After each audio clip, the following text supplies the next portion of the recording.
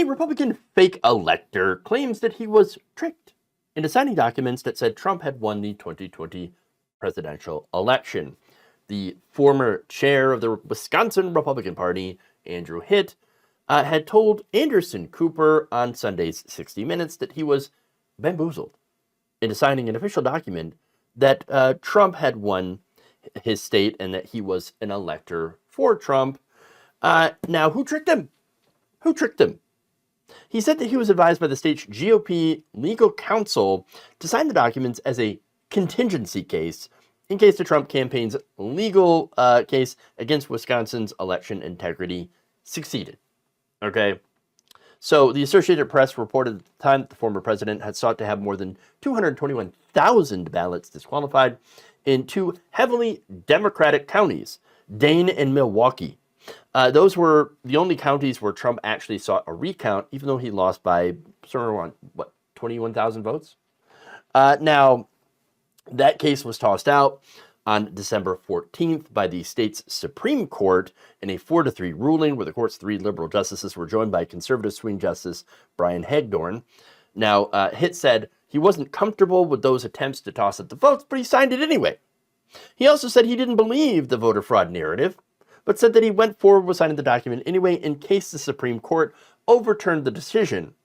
Now, wait, it's kind of curious because since he didn't believe the voter fraud narrative and didn't like the idea of throwing out 221,000 ballots, then why the hell would he sign it? He says, well, 2 reasons. For one, the lawyer said it wasn't going to matter. Okay, just sign the document. It means nothing. Oh, nothing. Okay. Quote, we got specific advice from our lawyers that these documents were meaningless, unless a court said that they had meaning. Well, who are your lawyers? What, Alina Habba and Sidney Powell? Come on. In Venezuela. All right, or maybe it was Rudy Giuliani. Who knows? Who knows? Now, he also added that he felt pressured into signing the document. So this is a little bit more serious. He says that MAGA would come after him if he didn't. Him and his family. Quote, it was not a safe time. If my lawyer is right, and the whole reason Trump loses Wisconsin is because of me, I will be scared to death. Can you imagine the repercussions on myself, my family, if it was me, Andrew Hitt, who prevented Donald Trump from winning Wisconsin? Well, if you did that, and you were a fake elector, then he didn't actually win because he just got a bunch of ballots tossed out. Now, here's the thing. We keep getting told, and by we, the American people, that it's the left that's violent. It's the Black Lives Matter, the Antifa, anti-war protesters. They're the violent ones. So let me tell you what, Marjorie Taylor Greene, every time more than like 3 Democrats, congregate in one place together, calls it an insurrection. But no, it turns out, though, Republicans seem to be more afraid of actual Republicans, of other ones, right? Because they know how violent and unhinged some of them are. Again, we had a whole group on January 6th that proved it. Okay? The ones that were fighting police and spilling into the Capitol building, chanting, "Hang Mike Pence," who is not a Democrat, by the way. He's a Republican. Now, Hitt continued by saying, quote, if I knew what I knew now, I wouldn't have done it. It was kept from us that there was this alternate scheme, alternate motive. What was it kept from? I don't think it was exactly kept from you. There are definitely ways that you could, discover what's really going on here. But let me just note that there are 2 different excuses going on here, right? Now, what's going to matter? Okay, well, if it wasn't going to matter, then why were you so afraid of the MAGA chuds finding out if you didn't sign it? That's weird, right? This is why I don't necessarily believe him. I mean, he was, caught and forced to resign from his post. He left the state GOP in August of 2021. He left that post, as the leader of the state Republican Party. But I think that he's doing this because he didn't want to get charged like the fake electors in Michigan and Nevada. In Wisconsin, nobody's been charged. Even though they lost the civil lawsuit and was forced to admit that, yes, we had this plan to overturn the election. So, now Hitt says he believes he hasn't been charged, though, because prosecutors understood that the electors were just victims of a cruel trick, a hoax, if you will. Except that, no, I believe that the fake electors knew what they were doing in this case. Kenneth Chesebro, for example, had actually reached out to former Dane County Circuit Court Judge Jim Trupus, who was hired by the Trump's campaign to litigate his calls for a recount in those counties. The same day Trupus filed paperwork to call for the recounts, the former judge received a memo from Chesebro, which was obtained by the New York Times, outlining their entire strategy. What did Trupus not share the strategy?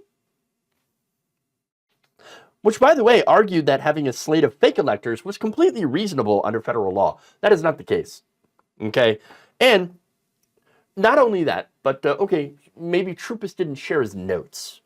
Well, what about Assembly Speaker Robin Vos, who on November 16th, 2020, received a memo from the Legislative Reference Bureau that shows that he had sought advice on whether or not the legislature could change the state of electors. Okay? So it's very clear that they knew about this. Robin was asking about this. Hey, can we change the electors? You know, just in case we feel like it. To help Trump win. November 16th. The memo came back saying, no, no, you can't. That's not possible. Quote, the legislature has no power to affect the selection or actions of presidential electors after the election. Which at the time was after the election, November 16th. Okay, so I don't know. It seems like they were asking questions. This had to have been something that people were very aware of. This alternate slate of electors. Okay, if you had Assembly Speaker asking about this, I don't believe the story at all.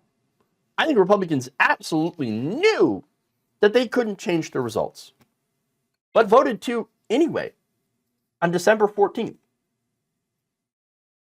And that was the same day that the Supreme Court ruled that Trump couldn't throw out those votes. Okay, that 4-3 decision came before the alternate slate of electors to which Hitt was a part of did cast their vote. Met together December 14th. Okay, hours after this decision was already known. This entire thing was planned and coordinated on a federal level. Okay, and they voted for it. They voted to be alternate fake electors even after they knew this was not going to go anywhere. So where's the trick here? Where's the trick, Andrew? Where's the trick? No, look, he knew what he was doing. They knew what they were doing, these fake electors. Okay? But because Wisconsin's officials, the Attorney General, the prosecutors, and even the bipartisan Wisconsin Elections Commission, and by the way, one of the main, I believe the Attorney General is a Democrat, they decided not to do anything. They decided not to go after these Republicans. Oh, you didn't do anything wrong. Oh, no, of course not. No, I disagree with that. I disagree with that completely. I think this is an absolute failure of justice, okay? You guys were in a plot to overturn the results of an election, to throw out 221,000 legitimate votes to help Donald Trump, even knowing that, you know, the Supreme Court case to get it thrown out failed. And then, of course, later on, the Supreme Court of the United States didn't take it up. But they were like, oh, but we're going to do it anyway, just in case the United States Supreme Court takes up this case. And of course, you know the conflicts of interest there with Justice Clarence Thomas and Ginny Thomas. But look, that said, I want to bring in one more interesting point here.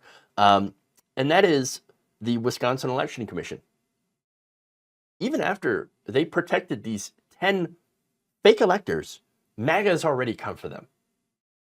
In fact, the ACLU of Wisconsin in January actually wrote that the previous month, Republican legislators introduced Senate Bill 834, dissolving the WEC and further centralizing power in the state legislature. They're going to do it again.